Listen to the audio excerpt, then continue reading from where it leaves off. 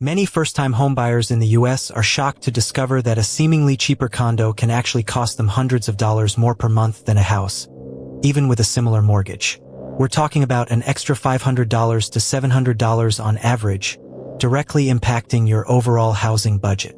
This isn't just about the HOA fees you see advertised. It's about a combination of factors that compound over time, making the initial sticker price incredibly misleading. Imagine thinking you found a great deal on a $300,000 condo with a $1,800 monthly mortgage payment, only to find your true housing expense balloons to $2,500 or more after factoring in everything else. This unexpected financial drain can quickly turn a dream home into a monthly struggle. The biggest culprit? The often misunderstood HOA fees, which are just the beginning of your condo's true monthly burden. But what exactly makes up this shocking difference?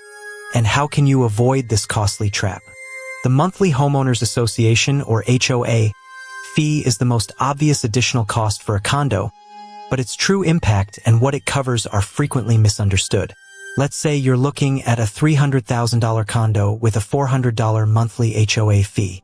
This fee covers shared amenities like a gym, pool, or common area maintenance, plus essential services like trash removal and sometimes even water.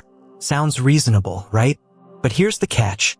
HOA fees are dynamic, meaning they can increase significantly over time, sometimes by 5 to 10% annually, far outpacing inflation or your salary raises.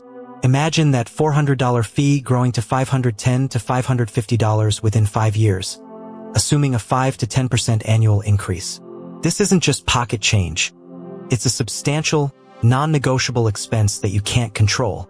And what happens when a major repair is needed, like a new roof for the entire building? That's when special assessments kick in, turning your budget upside down overnight. Special assessments are the silent killers of condo affordability, and nobody tells you how devastating they can be.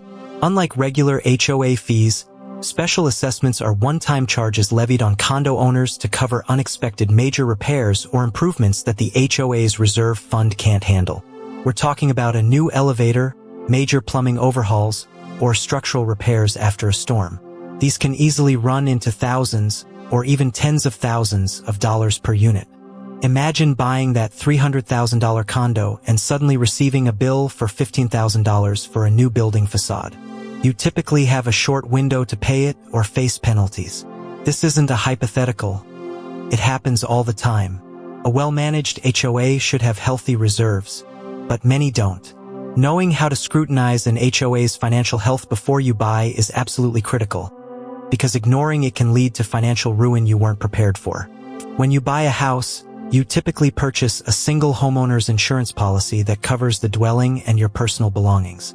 For a condo, it's far more complex and often more expensive than you realize. The HOA typically has a master insurance policy for the building's exterior and common areas. But you, as the condo owner, need an H0-6 policy, often called walls-in insurance. This covers everything from your drywall inward, including your personal property, fixtures, and liability. The crucial detail?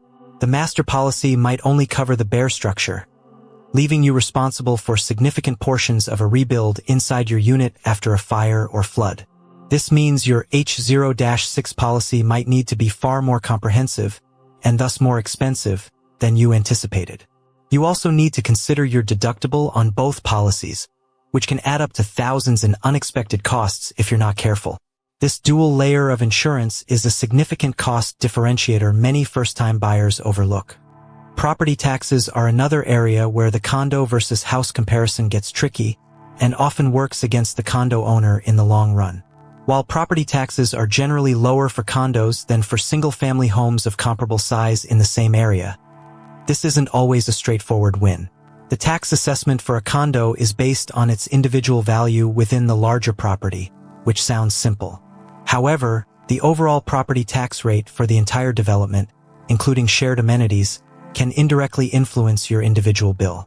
More importantly, houses tend to appreciate faster than condos in many U.S. markets, meaning the tax basis of a house grows quicker, but so does its overall value.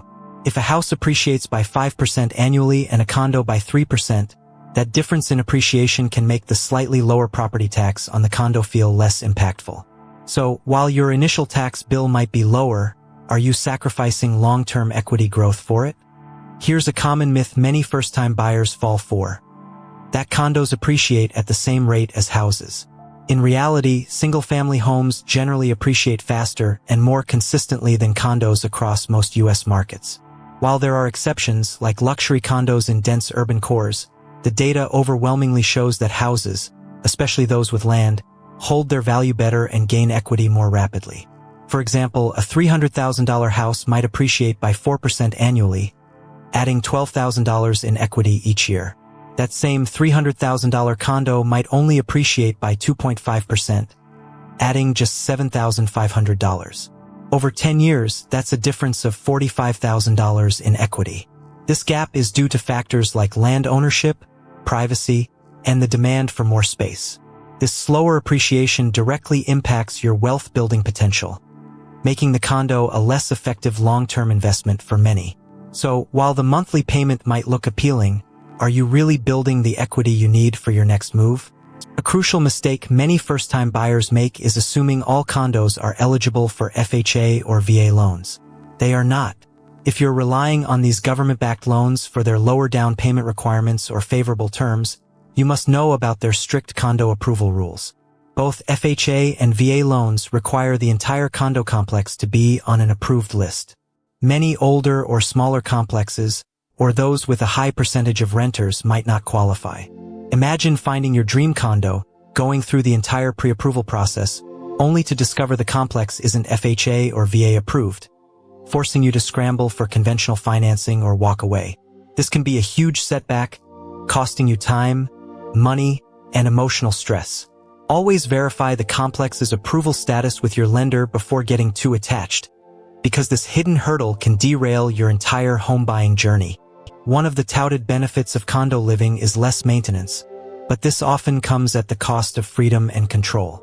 While the HOA handles exterior repairs and landscaping, you're still responsible for everything inside your unit.